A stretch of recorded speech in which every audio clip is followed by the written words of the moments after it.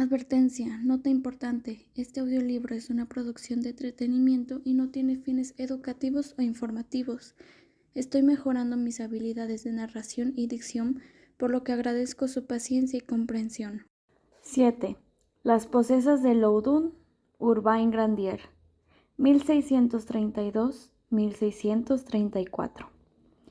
En las Memories d'État, que había escrito el famoso padre José, conocidas solo en extractos y seguramente podadas por demasiado instructivas, este buen padre explica que en 1633 tuvo la dicha de descubrir una herejía inmensa en la cual chapaleaba un número infinito de confesores y de directores espirituales. Los capuchinos, legión admirable de custodios de la iglesia, buenos perros del santo rebaño, habían olfateado y sorprendido no precisamente en los desiertos, sino en plena Francia, en el centro, en Chartres, en la Picardía, en todas partes, una terrible presa: los alumbrados de España. Iluminados o quietistas que, demasiado perseguidos en su país, se habían refugiado en Francia y que en el mundo de las mujeres, sobre todo en los conventos, difundían ya el dulce veneno que llevó más tarde el nombre de molinos. Lo maravilloso es que la cosa no se haya sabido antes. En realidad no podía mantenerse oculta ya que estaba tan extendida. Los capuchinos juraron que solo en la Picardía, país en el que las muchachas son débiles y la sangre más cálida que en el mediodía, esta locura del amor místico contaba con 60,000 profesores. ¿Acaso todo el clero? ¿Todos los confesores y directores espirituales? Sin duda debemos tener en cuenta que a los directores oficiales se unieron numerosos laicos que ardían en el mismo celo por la salvación de aquellas almas femeninas. Uno de estos, que brilló más adelante con talento y audacia, es el autor de Délices spirituelles, des Marais de Saint-Sorlin.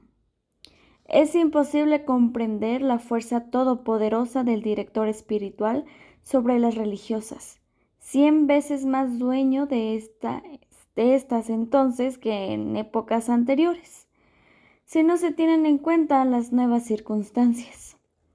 La reforma del Concilio de Trento sobre la clausura de los monasterios apenas se siguió bajo Enrique IV, época en que las religiosas recibían a la gente elegante, daban bailes, danzaban ellas mismas, etc. Esta reforma comenzó seriamente bajo Luis XIII. El cardenal de la Rochefoucauld, o mejor dicho, los jesuitas que lo dirigían, exigieron una gran decencia exterior. ¿Quiere esto decir que ya no se podían visitar los conventos? Un solo hombre podía entrar todos los días, y no solo en la casa, sino a voluntad en cada celda, como se ve en numerosos asuntos, sobre todo el de David en Louviers. Esta reforma cerró la puerta a todo el mundo, a los rivales incómodos. Dejó al director espiritual frente a frente con sus pupilas, convertido en la única influencia. ¿Qué resultó de esto? Los espectadores podrían hacerse un problema, pero seguramente no se lo harán los hombres prácticos, los ricos. A partir del siglo XVI, el médico Weyer nos explica lo que sucedía por medio de historias muy claras y cita en su libro 4 numerosas religiosas que se volvieron locas, furiosas de amor. En su libro Teres, habla de un sacerdote español que, tras entrar casualmente en un convento de monjas en Roma, salió de ahí enloquecido, diciendo que las esposas de Jesús eran sus esposas, las de él, un sacerdote vicario de Jesús. Hizo decir para que Dios le concediera la gracia de desposarse pronto con ese convento. Si una visita pasajera produjo este efecto, podemos comprender cuál debía ser el estado del director espiritual de los monasterios de monjas cuando se encontraba solo entre ellas, cuando aprovechando la clausura podía pasar ahí todo el día y recibir en cualquier momento las peligrosas confidencias de las debilidades y las languideces de sus pupilas. Los sentidos no eran los únicos responsables del estado en que se encontraban estas muchachas. Debemos recordar, sobre todo, el aburrimiento, la imposibilidad absoluta de variar de existencia, de salir de una vida monótona por medio de algún desvarío o de algún sueño. ¿Cuántas cosas nuevas ocurrían en aquella época? Los viajes, las Indias, el descubrimiento de la tierra, la imprenta, sobre todo las novelas. Cuando todo eso ocurría afuera, agitando los espíritus, ¿podemos creer acaso que había alguien capaz de aceptar la pesada uniformidad de la vida monástica? ¿El aburrimiento de los largos oficios sin otro condimento que algún sermón gangoso? Los laicos mismos, en medio de tantas distracciones, querían e exigían de sus confesores la absolución de la inconstancia. El sacerdote se veía arrastrado, forzado, arrinconado. Una literatura inmensa, variada, erudita, se hacía con la casuística, con el arte del permitirlo todo. Literatura, por cierto, muy progresista, en la cual la indulgencia de ayer parecerá servida mañana. La cáustica se hizo para todo el mundo, la mística para los conventos. El aniquilamiento de las personas y la muerte de la voluntad es el gran principio místico. Desmarets formula muy bien cuál es la verdadera importancia moral de esto. Los devotos, nos dice, inmolados en sí mismos y aniquilados, no existe más que en Dios. Por lo tanto, no puede haber ningún mal. La parte superior de ellos es tal punto divina que ignora lo que hace la otra parte. Esta es una doctrina muy antigua que reaparece con frecuencia en la Edad Media.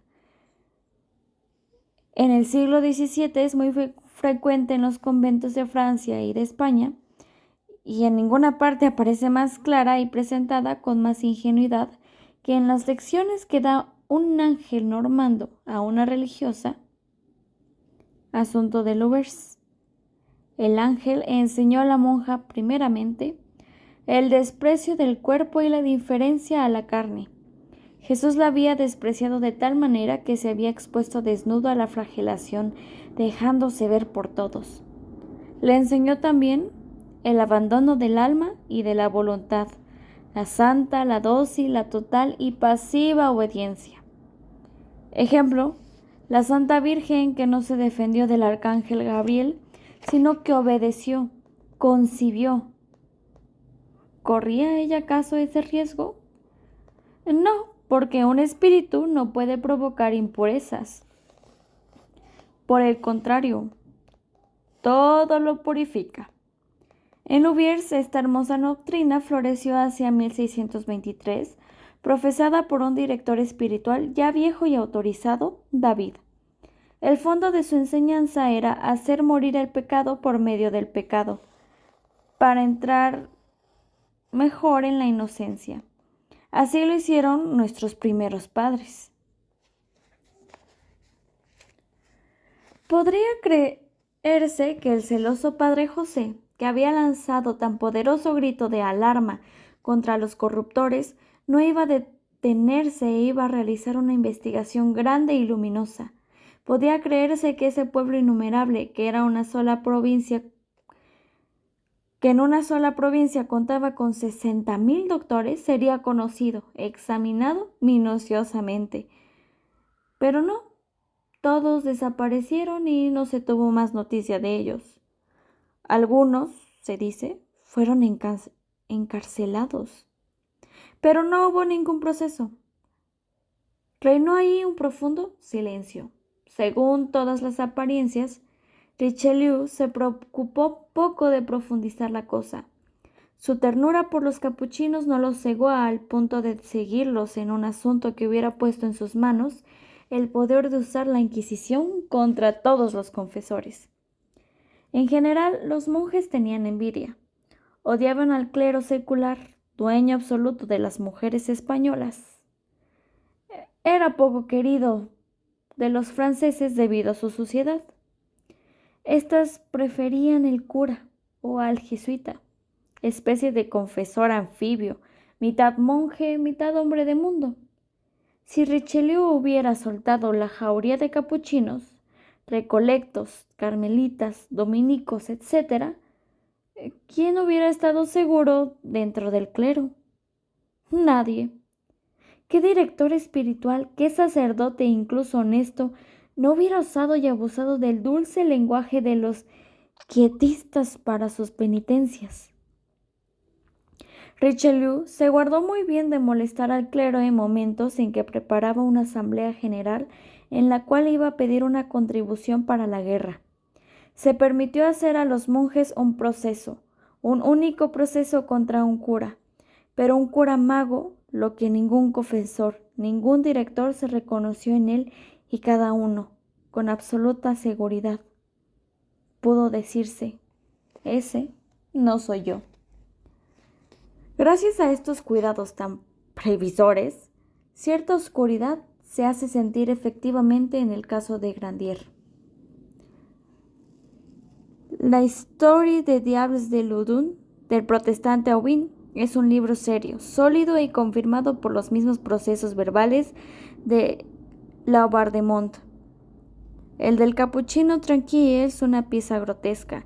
El procedimiento está en nuestra gran biblioteca de París M. Friguier, que ha hecho un largo y detallado relato de todo el caso. Como se verá, yo estoy contra los quemadores, pero en modo alguno un favor del quemado. Es ridículo hacer de él un mártir por el hecho que detestase a Richelieu. Grandier era un fatuo, un vanidoso libertino, que por cierto no merecía la hoguera, sino la prisión perpetua. Su historiador, el capuchino Tranquille, demuestra a maravilla que Grandier fue brujo más que diablo, y se le nombra en el proceso como hubiera podido decirse de Astaroth, Grandier de las dominaciones. Por el contrario, Menage está cerca de colocarlo entre los grandes hombres acusados de magia, entre los mártires del pensamiento libre. Para ver con más claridad, no es necesario tomar a Grandier aparte, sino conservarle su lugar en la trilogía diabólica de la época, donde representa solo el segundo acto, iluminarlo por el primer acto que ya vimos en Provenza, en el terrible caso de Saint-Beuve, donde pareció Gaufridi, aclararlo por el tercer acto, mediante el asunto de Louviers, que copie de Loudun, como Loudun a su vez había copiado, y que, por turno, tiene también su Gaufridi y su Urbain Grandier. Los tres casos son en realidad uno e idéntico. Se trata siempre de un cura libertino. Siempre aparece un monje envidioso y una monja enfurecida por boca de la cual se hace hablar el diablo y finalmente el sacerdote es quemado. He aquí lo único que aclara estos casos y permite ver mejor el fango oscuro de los monasterios de España y de Italia. Las religiosas de estas comarcas de pereza meridional eran extrañamente pasivas, padecían una vida de serrallo y, peor aún, los franceses, por el contrario, tenían una personalidad vigorosa, viva, exigente. Eran terribles en sus celos y en su odio, verdaderos diablos, sin rostro, indiscretos. Sin embargo, ruidosos acusadores. Sus revelaciones fueron muy claras, tan claras al fin que todo el mundo se avergonzó y en 30 años, en 3 casos distintos, las cosas que se había iniciado con el horror se apagó en la chatura bajo los silbidos y el asco. No era precisamente en Loudun, en pleno Poitou, en medio de los hugonotes, bajo sus ojos y sus befas, en la ciudad misma en la cual realizaban sus grandes sínodos nacionales, que podía esperarse un caso escandaloso para los católicos. Pero precisamente los católicos en las viejas ciudades protestantes vivían como en tierra conquistada, con una gran libertad, pensando no sin motivo que los protestantes, con frecuencia masacrados, recientemente vencidos, no iban a decir una palabra. La Laudun católica, magistrados, sacerdotes, monjes, un poco de nobleza y algunos artesanos, vivía separada de la otra, formando una verdadera colonia de conquistadores. La colonia se dividió, como puede adivinarse, por la oposición entre el seglar y el monje. Los monjes, numerosos y altaneros, como misioneros ocupados de convertir, tenían una posición de privilegio frente a los protestantes y confesaban a las damas católicas cuando en Burdeos llegó un joven cura discípulo de los jesuitas, culto y agradable, que escribía bien y hablaba mejor aún. Brilló en el púlpito y bien pronto también en la sociedad. Había nacido en Manseu y por esto era pendenciero, pero su educación lo hacía meridional, con una facilidad bordelesa. Era finalmente charlatán y ligero corno, un gascón. En poco tiempo hizo pelear fundamentalmente a toda la aldea. Las mujeres estaban de su parte y los hombres contra él, por lo menos casi todos. Se volvió magnífico, insolente e insoportable. Ya no respetó nada. Agobiaba con su sarcasmo a los carmelitas, pero oraba en el púlpito contra los monjes en general. La gente se agolpaba para oír sus sermones. Majestuoso y fastuoso, este personaje recorría las calles de Loudun como un padre de la iglesia y por la noche, menos ostentosamente, se deslizaba por las callejuelas o por las puertas traseras. Todas se le entregaron a discreción. La mujer del abogado del rey se conmovió ante él y más aún la hija del procurador general que le dio un hijo.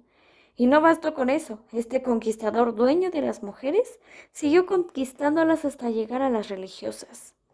Había en esta época por todas partes conventos de Ursulinas, hermanas dedicadas a la educación, misioneros femeninos en país protestante que halagaban, acariciaban a las madres y atraían a las niñas. El convento de Loudun era un pequeño convento de señoritas nobles y pobres. Convento pobre en sí mismo, ya que al fundador no se le dio más que la casa, un antiguo colegio hugonote. La superiora, dama de buena nobleza y bien emparentada, ardía de deseos de elevar su convento, quería ampliarlo, enriquecerlo y hacerlo conocer. Hubiera tomado sin duda como confesor a Grandier, que era el hombre a la moda, pero ya tenía como director espiritual a un cura que tenía raíces en el país. Era pariente próximo de dos magistrados principales. El canónigo Mignon, que así se llamaba, dominaba a la superiora. Ella y él en confesión. Las damas superiores confesaban a sus religiosas.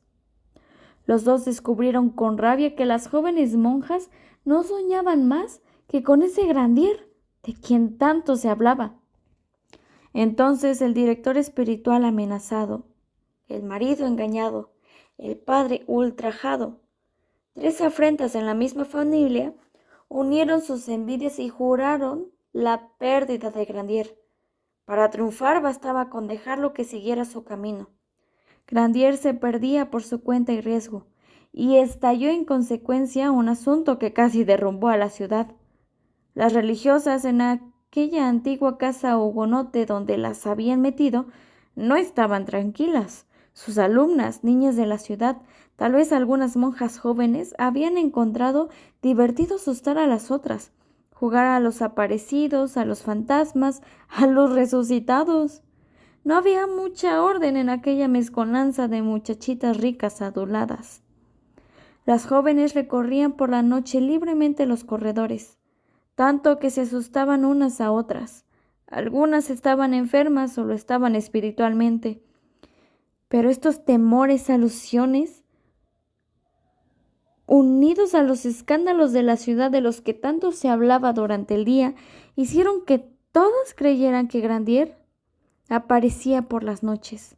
Algunas dijeron haberlo sentido por la noche cerca de ellas, audaz, vencedor, y afirmaron además haber despertado cuando ya era demasiado tarde. ¿Era esto una ilusión? ¿Eran acaso bromas de novicias? ¿Acaso Grandier había comprado a la portera? ¿Había osado una escalada del convento? Esto no ha podido jamás aclararse. Los tres enemigos creyeron que habían llegado el momento y encontraron entre las pequeñas gentes que protegían dos almas bondadosas que declararon que no podían seguir teniendo como cura a un depravado, a un brujo, a un demonio, a un espíritu fuerte que en la iglesia doblaba una rodilla y no las dos. Un hombre que se burlaba de las reglas y que daba dispensas contra los derechos del obispo. Esta era una acusación hábil que enfrentaba a Grandier al obispo de Poitiers, que debía ser el defensor natural del cura y lo libraba del odio de los monjes.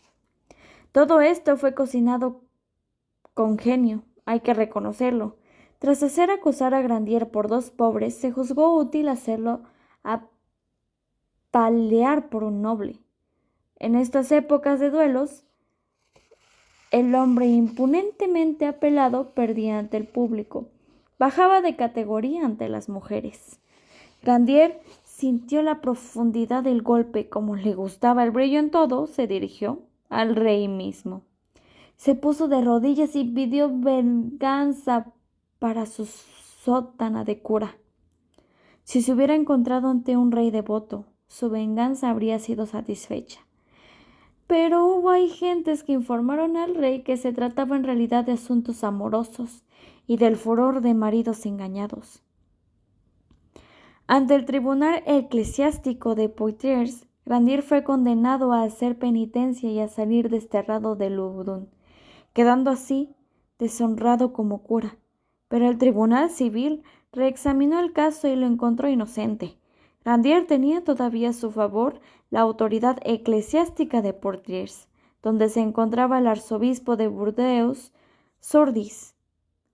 Este prelado belicoso, almirante y valiente marino a la vez que sacerdote, se limitó a encogerse de hombros al oír el relato de aquellos pecadillos.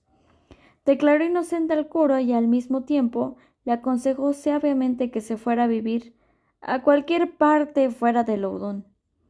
Esto fue precisamente lo que aquel vanidoso no quiso hacer.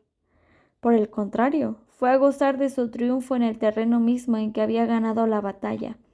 Deseoso de pavonearse ante las damas, volvió a Loudun en pleno día, con gran alboroto. Todos lo vieron pasar desde las ventanas. Grandier desfiló como un laurel en la mano. No contento con esta locura, Grandier amenazó, pidió una reparación. Sus adversarios, acorralados y en peligro, se acordaron del asunto de Gaufridi, en el cual el diablo, el padre de la mentira, honorablemente rehabilitado, había aceptado ante la justicia como un buen testigo de cargo, verdadero para la iglesia y verdadero para las gentes del rey. Desesperados, invocaron a un diablo y lo tuvieron a pedido. El diablo apareció en el convento de las Ursulinas. La cosa era bastante dudosa, pero había tanta gente interesada en el éxito. La superiora veía ya a su convento, pobre y oscuro, bajo las miradas de la corte, de todas las provincias, de toda la tierra. Los monjes se veían victoriosos sobre sus rivales, los curas. Además, se recobraban de esta manera aquellos combates populares que se libraban contra el diablo en el siglo anterior frecuentemente, como en Soissons, en el atrio de las iglesias, ante el terror y la alegría del pueblo por un triunfo del buen Dios y la confesión forzada del diablo de que Dios está en el sacramento. la humillación de los hugonotes convencidos por el mismo diablo. En esta comedia trágica el exorcista representaba a Dios, o por lo menos se convierte en el arcángel que aniquila al dragón, y descendía del tablado, agotado, brillante de sudor pero triunfal. Era llevado en brazos por la muchedumbre, vencido por las comadres, que lloraban de alegría. Por eso, siempre era necesario que se mezclara un poco de brujería en los procesos. Todos se interesaban en el diablo. No siempre se le podía ver salir de un cuerpo en forma de sapo negro, como en Burdeos en 1610. Pero el pueblo estaba resarcido por una soberbia puesta en escena. El áspero desierto de María Magdalena, el horror de la guerra de Saint-Barn en el asunto de Provenza contribuyeron una buena parte del éxito. Según la leyenda medieval, supone que se refugió María Magdalena después de la muerte de Jesús en el Calvario. Laudon tuvo por su parte el estruendo y la bacanal furiosa de todo un ejército de exorcistas divididos entre varias iglesias. Finalmente, en el caso de Louviers, que veremos más adelante, para reavivar este género gastado, idearon escenas nocturnas en que los diablos, con ropas de religiosos, al resplandor de las antorchas, cavaban y sacaban de las fosas los amuletos que allí habían ocultado. El asunto de Laudon comenzó con la superiora y una hermana convertida por ella. Ambas sufrieron convulsiones y farfullaron diabólicamente. Otras monjas las imitaron, sobre todo una, muy audaz, que retomó el papel de la Luis de Marsella, y en quien apareció el mismo diablo, Leviatán, el demonio superior de la chicana y de la acusación. Toda la ciudad se convulsionó. Los monjes de todos los colores se apoderaron de las monjas, las dividieron, las exorcizaron en grupos de 3 y de 4. Entre ellos se dividían también las iglesias. Los capuchinos solo ocupaban 2. La muchedumbre corrió ahí, especialmente las mujeres, y en medio de aquella audiencia aterrada, palpitante, más de un grito que también sentía dentro de sí a los diablos. 6 muchachas de la ciudad fueron posesas, y el siempre relato de estas cosas aterradoras hizo que hubiera 2 posesas más en Chinon. Se hablaba de esto en todas partes, en París, en la corte. Nuestra reina española imaginativa y devota envió ahí a su lismonero. Más aún, Lord Mantiago, antiguo papista, su servidor fiel, que todo lo vio y todo lo creyó, informó al Papa. Milagro constatado. Lord Montagu había visto las llagas de una monja, los estigmas marcados por el diablo en las manos de la superiora. ¿Y qué dijo de esto el rey de Francia? Toda su devoción estaba vuelta hacia el diablo, hacia el infierno, hacia el miedo. Se dijo que Richelieu quedó encantado de entretenerlo con algo. Yo lo dudo. Los diablos eran esencialmente españoles y pertenecían al partido contrario de Richelieu. Tal vez el cardenal se asustó. De todos modos, les rindió homenaje y envió a su sobrina a Laudon para demostrar interés en la cosa. La corte creyó, pero Laudon mismo no creía. Sus diablos pobres, imitadores de los diablos de Marsella, repetían por la mañana lo que aprendían por la noche. Según el conocido manual de Michaelis, no hubieran sabido qué decir si exorcismos secretos, cuidadosa repetición de la farsa del día, no los hubieran preparado y ajustado todas las noches, dándoles un estilo para presentarse delante del pueblo. Un magistrado firme, el alcalde de la aldea, estalló y fue él a visitar a aquellas pícaras, las amenazó y las denunció. Este fue también el juicio tácito del arzobispo de Burdeos, ante quien apeló Grandier. El arzobispo envió un reglamento para distinguir por lo menos a los exorcistas y para terminar con sus arbitrariedades. Además, su cirujano, que visitó a las monjas, no las encontró en modo alguno poseídas, ni locas, ni enfermas. ¿Qué tenían? Seguramente eran unas pícaras. Así continúa en el siglo ese hermoso duelo entre el médico y el diablo, el duelo de la ciencia y de la luz contra la mentira tenebrosa. Ya vimos comenzar este duelo con Agrippa y Wire. Un tal doctor Duncan continuó luchando valientemente en Loudun y sin miedo afirmó que el caso era una ridiculez. El demonio, a quien se consideraba tan rebelde, tuvo miedo, se calló, perdió la voz. Pero las pasiones estaban demasiado animadas para que la cosa quedara ahí. La marea remontó hacia Grandier, con tal fuerza que los asaltados se convirtieron en asaltantes. Un pariente de los acusadores, un boticario, fue denunciado por una rica señorita de la aldea a quien acusaba de ser amante del cura. Como calumniador, este hombre fue condenado a una muerte honorable. La superiora estaba perdida. Hubiera podido constatarse fácilmente lo que vio más tarde un testigo, es decir, que sus estigmas eran pinturas diariamente renovadas. Pero la superiora era parienta de un consejero del rey, Laubardemont, que la salvó. Este hombre justamente estaba encargado de arrasar los fuertes de Loudun. Se hizo dar una comisión para juzgar a Grandier. Se le hizo saber al cardenal que el acusado era cura y amigo de la Codonnier de Loudun, uno de los numerosos agentes de María de Medicis, que se había convertido en el secretario de ésta y que, bajo su nombre, había escrito un panfleto innoble. Por otra parte, aunque Richelieu hubiera querido ser magnánimo y despreciar el asunto, le hubiera sido muy difícil hacerlo. Los capuchinos, el padre José, especulaban por detrás. Richelieu hubiera dado un buen motivo al padre José para indisponerlo con el rey si no hubiera mostrado celo en el caso. Un tal señor Quillet, que había observado las cosas seriamente, fue a ver a Richelieu y lo previno. Pero el cardenal terminó oír. Miró el informe de mala gana y éste juzgó prudente refugiarse en Italia. Laubardemont llegó el 6 de diciembre de 1633. Con el vino el terror. Traía poderes ilimitados, era el rey en persona, traía toda la fuerza del reino, un mazo atroz para deshacer a una mosca. Los magistrados se indignaron.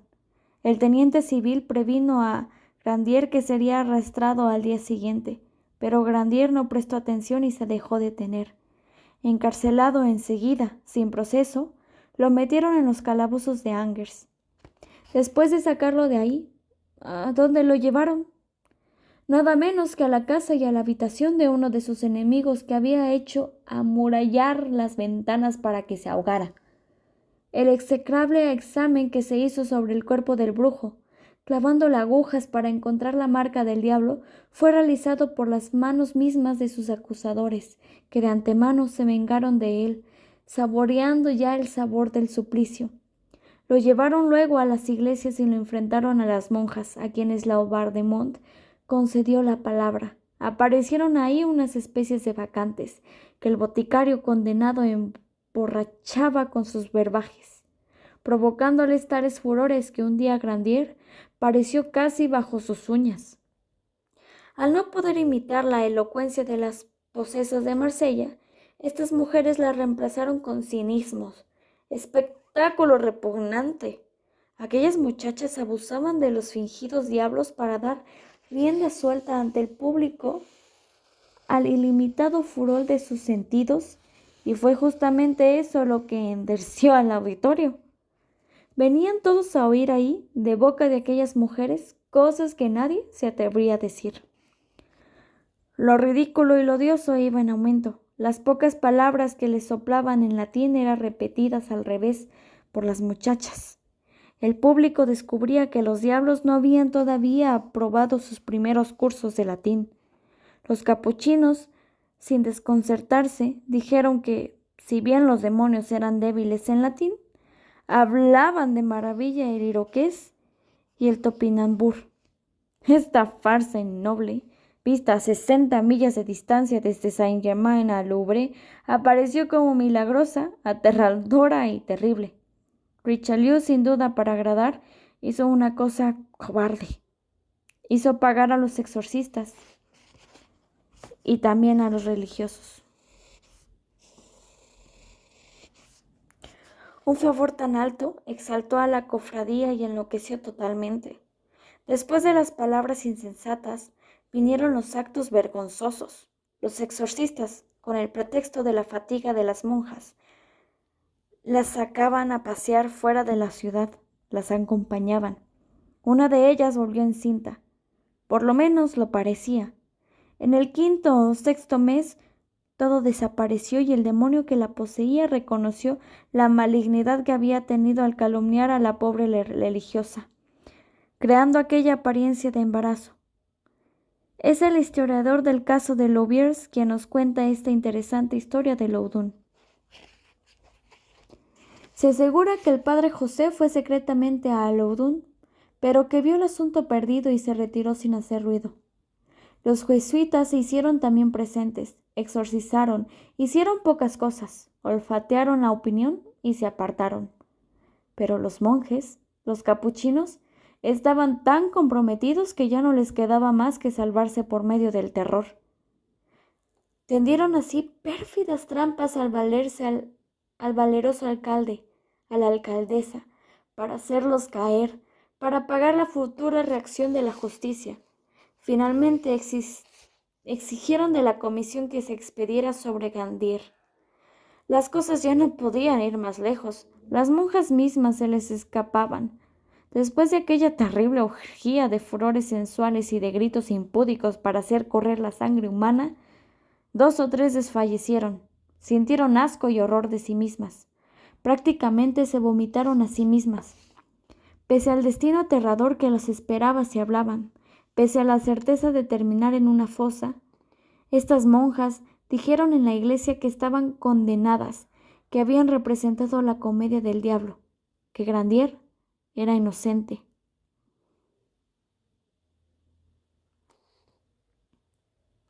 Se perdieron, pero no detuvieron nada.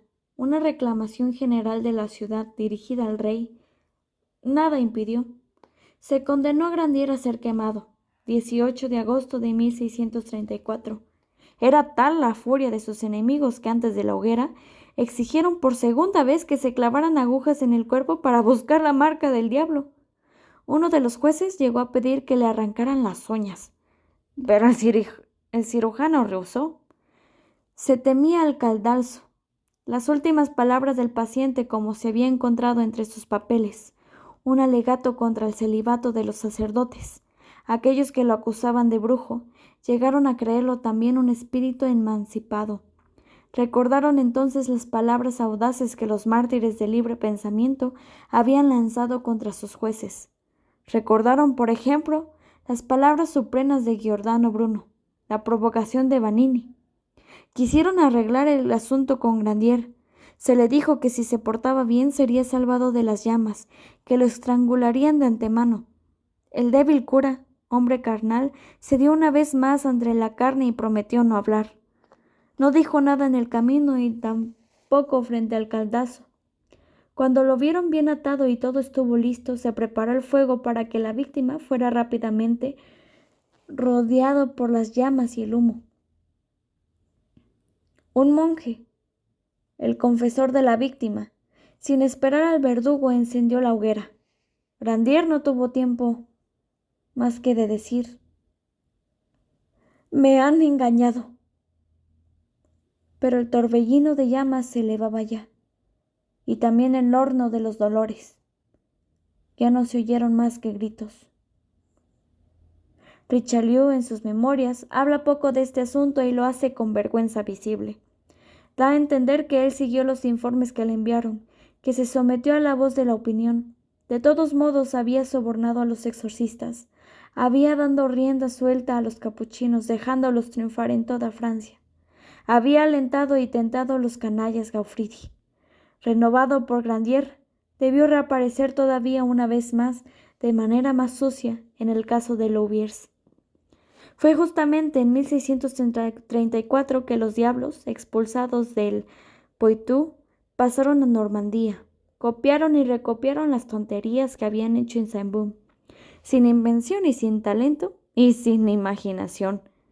El furioso Leviatán de Provenza perdió su aguijón del mediodía y solo pudo arreglar el asunto haciendo que aquellas vírgenes hablaran corrientemente los idiomas de Sodoma. Pero enseguida, en Loviers, perdió hasta la audacia, adquirió la pasadez del norte y se volvió pusilánime.